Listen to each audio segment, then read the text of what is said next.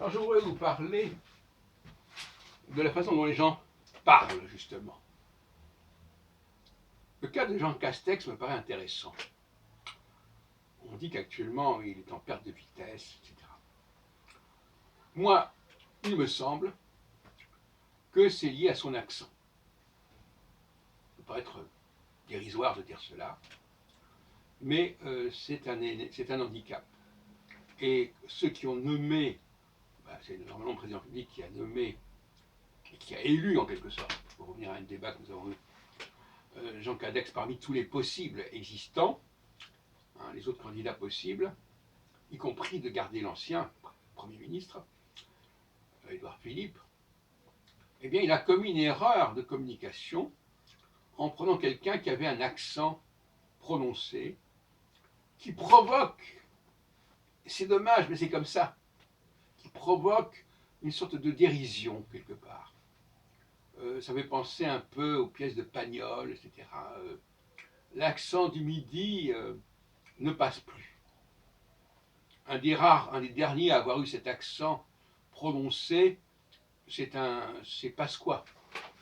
Parce qu'on ne peut pas dire que Alain Juppé est un accent marquant, même si on sent quelque part la région de Bordeaux, mais c'est quand même beaucoup plus faible que l'accent des Pyrénées qu'on trouve également chez Lassalle. Et ça n'arrange pas non plus les choses. Alors si Jean Castex est un autre Jean Lassalle, on n'est pas sorti de l'auberge. Donc ça c'est un point. Le deuxième point que je voudrais signaler, qui n'a rien à voir, c'est le débit de l'expression.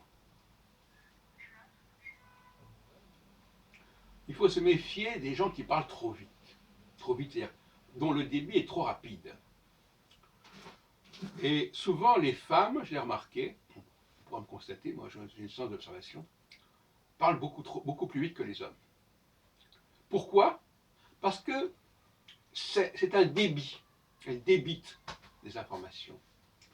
Et quand on réfléchit et quand on essaie d'abord de se faire comprendre par l'autre, et qu'on essaie de se mettre à la place de l'autre et de parler un langage qui soit accessible à l'autre, eh bien, on a forcément un débit qui va ralentir. Par contre, quand on se fait d'abord plaisir à soi-même et qu'on puise dans sa mémoire, le cerveau, il fonctionne beaucoup plus vite, mais à un niveau beaucoup plus superficiel. Et ce matin, j'écoutais une émission dans les chemins de la philosophie, avec Adèle Van Dret, et j'étais frappé par le débit de son interlocutrice, qui était beaucoup trop rapide et qui ne correspondait pas au débit qu'on attendait d'une émission de philosophie. Et d'ailleurs, on a très peu parlé de philosophie dans cette émission. On a raconté des anecdotes, des souvenirs, etc. Bon, tout de suite, il y a un rapport entre le débit et le niveau du débat. Bon. Et donc, on sait très bien que lorsque quelqu'un parle trop vite, c'est qu'il n'est pas dans un style de réflexion. Il est dans la répétition. Il parle comme une machine, en quelque sorte, comme un moulin à parole, comme on dirait.